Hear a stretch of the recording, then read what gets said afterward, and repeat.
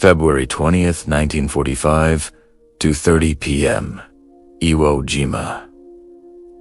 The black volcanic ash clung to everything like wet tar. The air smelled of sulfur, cordite, and burning flesh. Private First Class Jack Lucas, just 6 days past his 17th birthday, crouched in a narrow trench with 3 fellow Marines from the 1st Battalion, 26th Marines, 5th Marine Division. They had crept through a twisting ravine, close to a fluid, uncertain front line on Deep Loose one day. The island was a nightmare of hidden pillboxes, caves, and death from every angle. Suddenly, shadows moved in the parallel trench just yards away. 11 Japanese soldiers. Imperial Army infantry. Armed and alert. The enemy patrol spotted them first. Rifle fire cracked instantly, bullets snapping overhead, kicking up ash in deadly spurts. The 4 Marines returned fire from the hip, no time to aim properly. In the chaos, Jack Lucas squeezed off rounds from his M1 Garand. He saw 2 Japanese soldiers drop, hit center mass. Then his rifle gemmed grit in the action, common in the ash-choked hell of Iwo Jima. He looked down to clear it. That's when he saw them. 2 black Japanese Type 97 grenades, hissing fuses, rolling into the trench at their feet. The other 3 Marines hadn't noticed yet, focused on the firefight. Time slowed. 2 seconds, maybe less. Jack yelled, "Grenades!" He didn't hesitate. He lunged forward, shoving 1 Marine aside, diving over his comrade. With one hand he jammed his rifle butt into the first grenade, driving it deep into the soft volcanic sand to smother it. With the other, he yanked the second grenade under his own body, curling around it like a shield. His chest pressed down hard. His mind flashed. This is it. 1 grenade exploded beneath him. The blast ripped through his body. Over 250 pieces of shrapnel tore into his chest. Shoulders, arms, thighs. The force hurled him into the air, then slammed him back down. Pain like fire, blood everywhere. The second grenade, miraculously, failed to detonate. His comrades thought he was dead. They climbed out to press the attack, routing the remaining Japanese patrol. Jack lay motionless, barely breathing, lungs burning, vision blurring. But he was alive, indestructible, as he would later call himself. How does a 17-year-old boy who lied about his age to enlist at 14, stowed away on a transport ship to reach the fight, end up in that trench, making the choice that saved 3 lives at the cost of nearly his own? The Battle of Iwo Jima was one of the bloodiest campaigns of the Pacific War, beginning February 19th, 1945. U.S. Marines stormed the 8 square mile volcanic island to secure airfields for B-29 bombers and provide emergency landing strips for crippled planes returning from Japan. The Japanese defenders, under General Tadamichi Kuribayashi, had fortified the island with miles of tunnels, pillboxes, and hidden positions. They fought from concealed emplacements, rarely exposing themselves, using mortar, machine guns, and grenades to inflict maximum casualties. By D+1, February 20th, the 5th Marine Division had pushed inland from the beaches toward the western waist of the island, a pork-chop-shaped area near Airfield No. 2. Progress was agonizing, every yard contested. Casualties mounted rapidly. The Marines advanced in small teams, clearing ravines and trenches where Japanese patrols ambushed from parallel positions. Close quarters combat was common. Bayonets, grenades, point-blank rifle fire. Jack Lucas was no ordinary Marine, born February 14th, 1928. In Plymouth, North Carolina, he grew up tough, boxing and hunting. After Pearl Harbor, He forged his mother's signature and birth certificate to enlist in the Marine Corps. Assigned to a stateside unit, he chafed at training while others shipped out. In 1944, he went OWL, stowed away on the USS Duel bound for Iwo Jima. Discovered aboard, he was allowed to stay after proving his marksmanship and determination. He joined Company C, 26th Marines. His unit landed on Red Beach amid intense fire. On the first day, they fought across open ground under artillery and small arms barracks. By the second day, they were in the ravines tight, twisting corridors of ash and rock where visibility was limited and danger lurked around every bend. The plan wasn't a grand strategy, but the brutal reality of infantry assault. Creep forward, engage the enemy, clear positions to allow the line to advance. In that context, every movement felt suicidal, exposed to snipers, mortars, and hidden machine guns. The importance of actions like Lucas's cannot be overstated. In such isolated firefights, a single grenade could wipe out an entire fire team, stalling momentum and costing more lives. By sacrificing himself, Lucas enabled his 3 comrades to rout the 11-man patrol, continue the advance, and maintain pressure on the Japanese line. His act preserved combat power in a battle where every Marine counted. The event highlighted the ferocity of Iwo Jima. Over 6,800 Marines killed, nearly 20,000 wounded.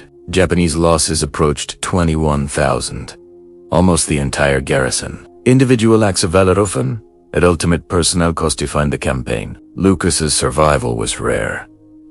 Most who fell on grenades died instantly. His wounds required 26 surgeries, yet he lived, earned the Medal of Honor from President Truman on October 5, 1945, and became a symbol of unbreakable resolve. This moment, amid the larger horror, showed how one teenager's split-second decision changed everything for those around him. February 20th, 1945, approximately 2:30 p.m., twisting ravine near Airfield No.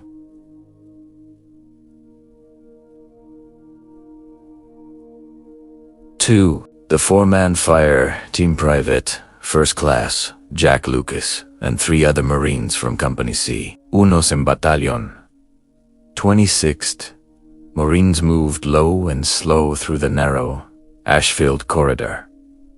Volcanic sand shifted under their boots like black snow. Every step crunched, every breath carried the stink of sulfur and gunpowder. They were pushing toward the airstrip, part of the relentless drive to secure the island's vital fields. Japanese defenses were everywhere. Hidden tunnels, pillboxes connected by underground passages, snipers and camouflage positions. They spotted the enemy first in opening to a pillbox, then movement in a parallel trench just yards away. 11 Japanese soldiers emerged, rifles ready, bayonets fixed, no time for grenades of their own. The Marines opened fire from the hip with M1 Garons, .30 caliber rounds, cracking sharp in the confined space. Lucas squeezed the trigger twice, saw 2 enemy soldiers jerk and fall, blood blooming dark on their uniforms. His garon jammed volcanic ash had fouled the action, a common curse on Iwo Jima.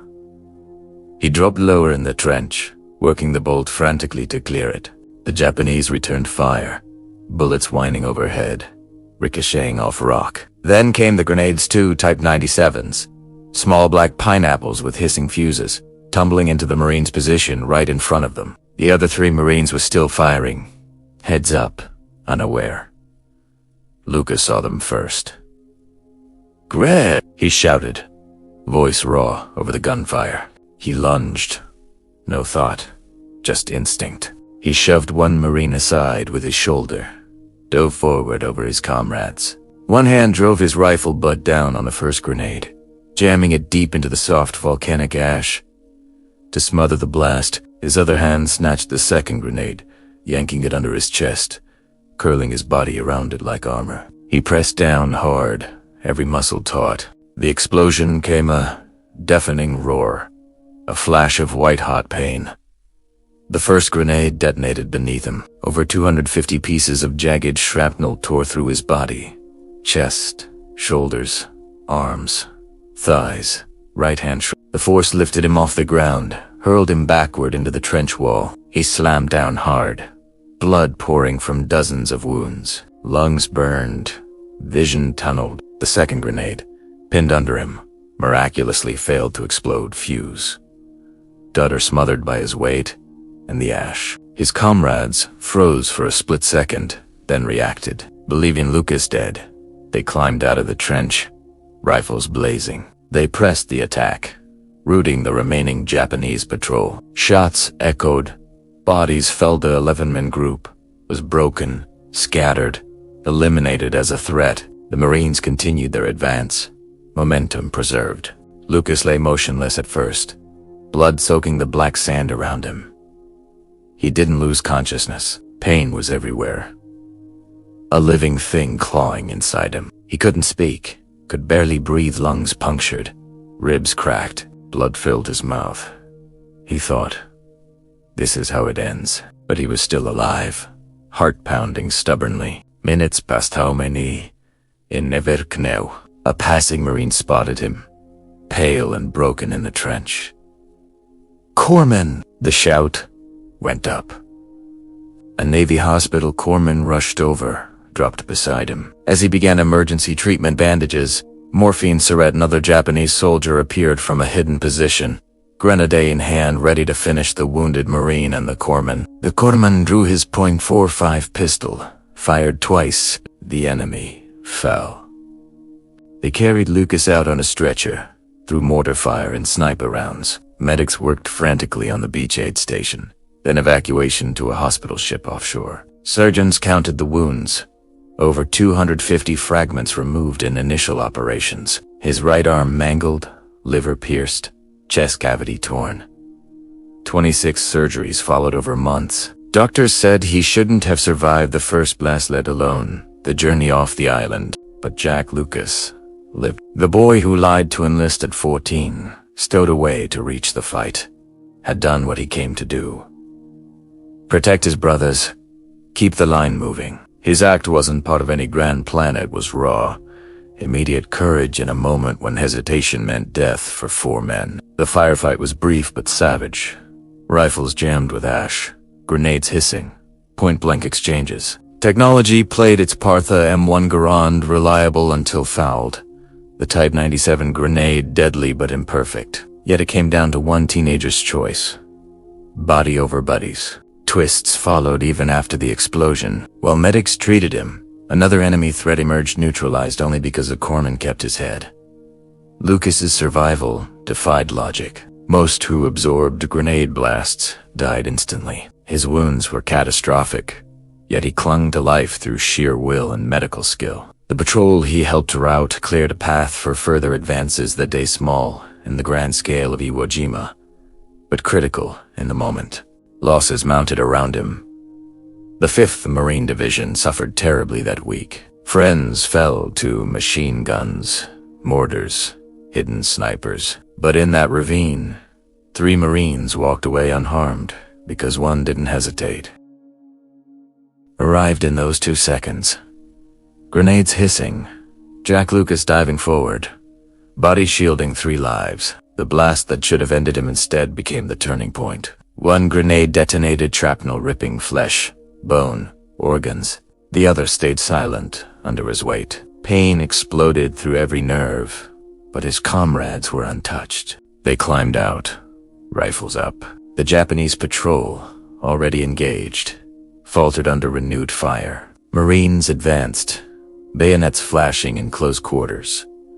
Shots rang out, screams cut short. The 11 soldiers were routed, some killed, others fleeing into tunnels or cut down.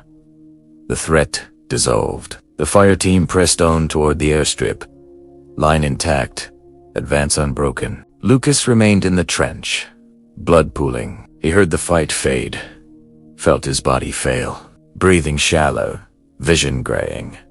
He waited for the end.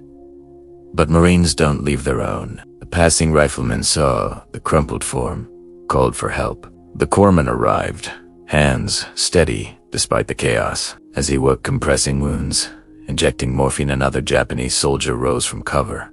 Grenade raised. The corpsman fired his pistol without pause. The enemy dropped. One more life saved in the chain reaction from Lucas's act. Evacuation was hell. Stretcher bearers ran under fire to the beach. Landing craft rocked through surf to hospital ships. Surgeons operated immediately. Fragments pulled from lungs. Liver repaired. Arm salvaged, though scarred. He woke in pain tubes. Everywhere, but alive. Resolution came slowly. Transferred stateside. More surgeries, 26 in total. Skin grafts, reconstruction. He learned to walk again, to use his damaged hand. On October 5, 1945, President Harry S. Truman presented the Medal of Honor at the White House. The citation read, "His action not only protected his comrades from certain injury or possible death, but also enabled them to rout the Japanese patrol and continue the advance." Lucas survived, where Logi said he shouldn't. The grenades, one exploding, one filling mucked. The difference between death and a long, painful recovery. His choice preserved 3 lives directly, indirectly, many more by keeping the assault moving. The battle raged on 6,800 Marines killed overall, but in that ravine, heroism won a small, vital victory. The lesson etched in blood. Courage isn't planned. It's instant. When death rolls in us 2 black grenades, one man can choose to absorb it. Jack Lucas did. He lived to tell it. Scarred, but unbreakable. His story became legend not for glory, but for the raw truth of sacrifice in a trench on Iwo Jima. Jack Lucas carried the scars of Iwo Jima for the rest of his life. Shrapnel remained embedded in his body. Doctors could never remove it all. His right hand stayed mangled. His chest ached on cold days, and nightmares of black sand and hissing fuses returned in quiet moments. Yet he rebuilt. He married, raised a family, wrote a memoir titled Indestructible, and spoke to young Marines about duty, instinct, and the cost of protecting others. He never sought the spotlight. The Medal of Honor rested quietly in a display case, a reminder rather than a trophy. He passed away on August 5, 2008, at age 80, one of the last living symbols of that brutal Pacific campaign. His story endures, not because of glory, but because it captures something raw and human in the worst seconds. When death arrives as 2 rolling grenades, one person can decide the fate of those beside him. Lucas chose sacrifice over survival. 3 Marines walked away because of it. The advance continued, however small the step. Iwo Jima claimed nearly 7,000 American lives and wounded over 19,000 more. The Japanese garrison fought to the last man. In that larger tragedy, individual moments like Lucas's stand out brief, violent, decisive. They show how ordinary men, some barely out of boyhood, faced impossible choices and acted without hesitation. His act didn't win the war, but it preserved lives in a trench where every second mattered. The world moved on.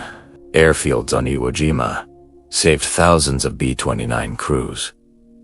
The island became a quiet place of memorials and wind, but the lesson lingers. Courage often arrives unannounced. In the split second between life and death, Jack Lucas proved that one body, one choice, can change everything for the men fighting beside you. I've just said what's recorded in history. You should find out the real truth yourself. We have written the sources from which we got this story in the description of this video, and we have always been, and will be, supporters of the oppressed, regardless of their color, race, or country. This world and its creator are also with the oppressed. If this forgotten story of raw courage on Iwo Jima moved you, like the video, drop a comment with your thoughts below, and subscribe for more true World War II tales that history almost forgot. See you in the next WWII story.